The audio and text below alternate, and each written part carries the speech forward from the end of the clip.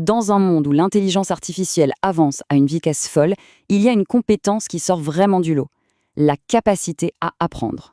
Ce n'est plus juste un petit plus sur un CV, non, c'est la métacompétence ultime.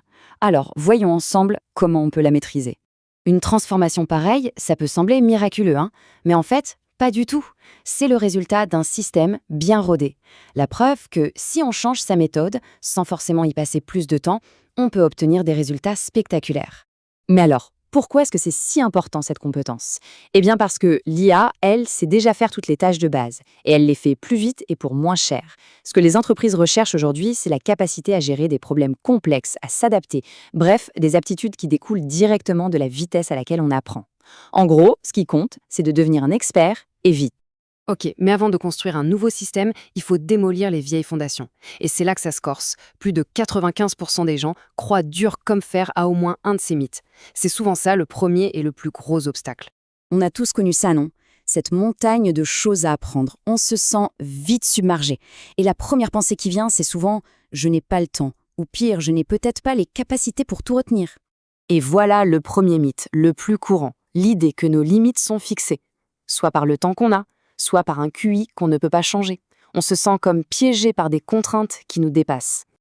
Mais la réalité, elle est bien différente. Le vrai problème, ce n'est pas le manque de temps, c'est le gaspillage de temps. La plupart des gens utilisent des stratégies d'apprentissage qui sont, soyons honnêtes, assez peu efficaces. En optimisant sa méthode, n'importe qui peut devenir 20 à 30% plus performant. C'est énorme. Allez, on passe au deuxième mythe. Ah, celui-là, il a la vie dure. Les fameux styles d'apprentissage. L'idée que chacun serait soit visuel, auditif ou kinesthésique. On l'enseigne encore aujourd'hui, alors que ça fait des décennies que la recherche a prouvé le contraire. Il y a une distinction super importante à faire ici, entre les styles et les préférences. Le mythe des styles, ça nous dit de nous enfermer dans une seule case. La réalité, c'est qu'on a tous des préférences, par exemple une affinité pour le visuel. Mais le vrai but du jeu, c'est de développer des compétences dans plusieurs modes. La flexibilité, c'est ça qui gagne à la fin.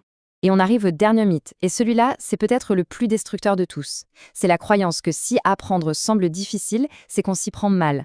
Cette idée nous pousse à abandonner les stratégies qui marchent le mieux, juste parce qu'elles demandent un effort.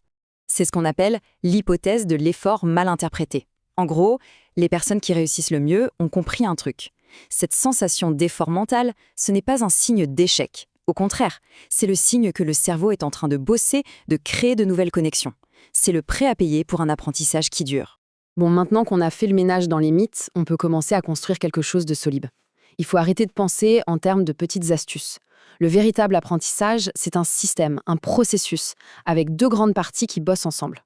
La première partie, c'est l'encodage. C'est tout simplement le processus par lequel une nouvelle information entre dans notre cerveau. Le cerveau la reçoit, la trie, l'analyse et la relie à ce qu'il connaît déjà.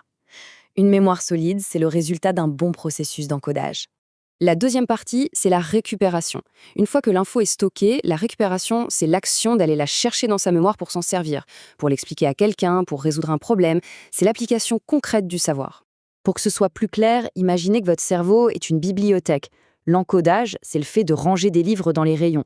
Si on le fait bien, de manière organisée, c'est super. La récupération, c'est l'action d'aller chercher un livre précis. Et plus on s'entraîne à aller chercher ces livres, plus on crée des chemins rapides pour les trouver.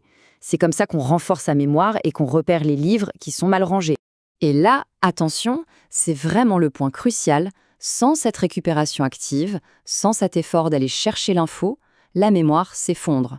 C'est la fameuse courbe de l'oubli. Notre cerveau est assez impitoyable. Si une information n'est pas utilisée, il la considère comme inutile et s'en débarrasse. Et le chiffre, il est juste hallucinant. Jusqu'à 90% d'une nouvelle information peut être oubliée en seulement 24 heures. La récupération, ce n'est donc pas une option, c'est une obligation. Alors la grande question, c'est par où on commence? Si on a dit qu'un bon encodage était la clé, on devrait logiquement se concentrer là-dessus en premier, non? Eh bien, la réponse, c'est un peu contre-intuitive. En pratique, il vaut mieux commencer par construire de solides habitudes de récupération. Pourquoi? Tout simplement parce que ça s'apprend vite et ça donne des résultats quasi immédiats, ce qui est super pour la motivation et la confiance.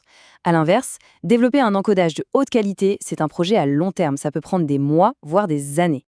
Pour conclure, le message clé à retenir, c'est que l'apprentissage, ce n'est pas de la magie, c'est une compétence, une vraie compétence qui se construit. Elle repose sur deux choses, accepter l'effort et mettre en place des systèmes efficaces plutôt que de toujours chercher la solution de facilité.